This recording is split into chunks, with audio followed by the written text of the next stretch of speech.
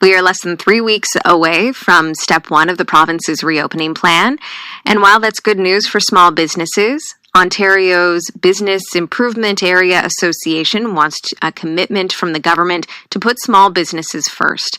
They've put out a list of recommendations for what they call a rapid and responsible recovery. The list includes rolling out rapid testing at businesses.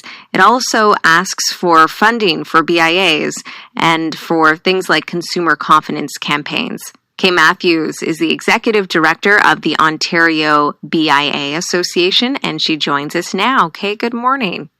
Good morning. Why did the group decide to create these recommendations specific for small businesses? And it's specific also to our main streets to become the community and the backbone of all of our communities. It's our place where we come together, and those places have been mainly shuttered for the better part of a year or beyond. For instance, there's some areas in the province of Ontario that have been currently closed for 199 days. Mm-hmm. And, by the time you get the rollout of the additional 63 days, because there's 21 days between every single step of this, some of these businesses will have been closed 66% of the year. And what's popping them up now are the wage subsidies and the rent rebates. But what happens if they're having to wait and wait and wait while continuing to pay for these rents? And then at the end of it, they're going to say, well, okay, we're done now. You don't need to give you any of these crutches. These small businesses need to be reopened now. They're ready. They have been ready for many, many months now. They put all of the protocols in place. They're able to control 100% who comes into their business and how they clean up behind them. They're ready to open. Tell us specifically what you want to see from the province to put small businesses first. You want to see small businesses reopen now. What else do you want to see? I'd like to see, or we would like to see, some effort put behind the other struggles that are happening on our streets. And remember, it is our streets that it's happening at.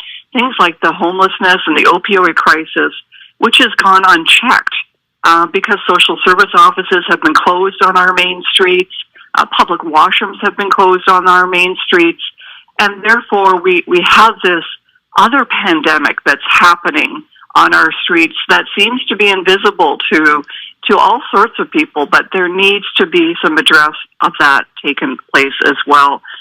We also want to make sure that when we do open, that capacity limits are fair and equitable. So what we're seeing now is that there's a limit on small business and a much larger limit on the big business, and we would really like to see an equitable determination and going forward of that one as well. Get those patios open and make sure that we can keep our communities vibrant and ready to go. Also, our businesses are ready to do the screening, and so far it has not been really provided to the main streets as much to get those antigen testings in the hands of the small businesses that are open or ready to open. So we really need to move forward on that one as well. And, of course, continue this great work on the vaccine roll-up. We've done some great work on catching up, but it's been very slow.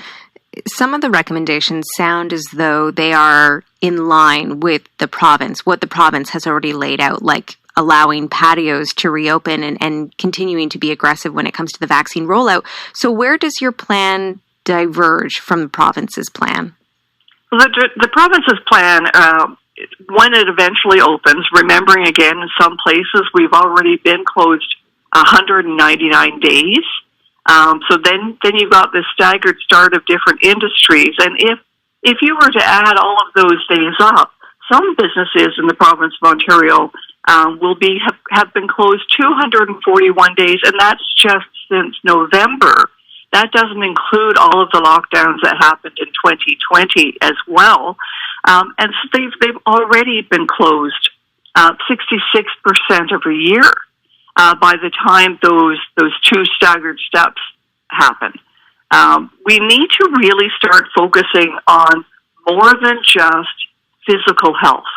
Mental health, emotional health, economic health, all need to come into the picture. We really need to move that reopening so that it deals with people in a humane way and doesn't leave them shut out.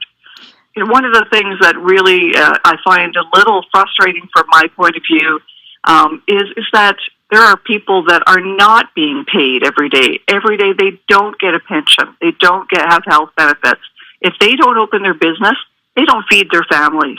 And what they're now living on is just, as I mentioned, the subsidies. But what happens when those are gone and when the banks start calling in the loans? Kay, you mentioned mental and emotional health. Yes. What are you hearing from your members about how these long closures, how these circumstances being propped up by subsidies, what this means for how they are doing for their well-being? They're very challenged. They're fatigued at this point. The unknown is the worst of it. You know, 1 minute they're allowed to open and then all of a sudden they're closed again. You know, what do you do with these inventories that they have, whether they're fresh and need to be thrown in the garbage because they weren't allowed to open or close, or whether they bought for the next season? The fatigue is exhausting on them, but the worst of it is the unknown, because it's always a promise that can be taken away from you at any time. Oh, we said we were going to open, now we're not going to. Now we're going to extend it a few more days. So living in that unknown, not knowing when you're going to be able to start paying back those bank loans.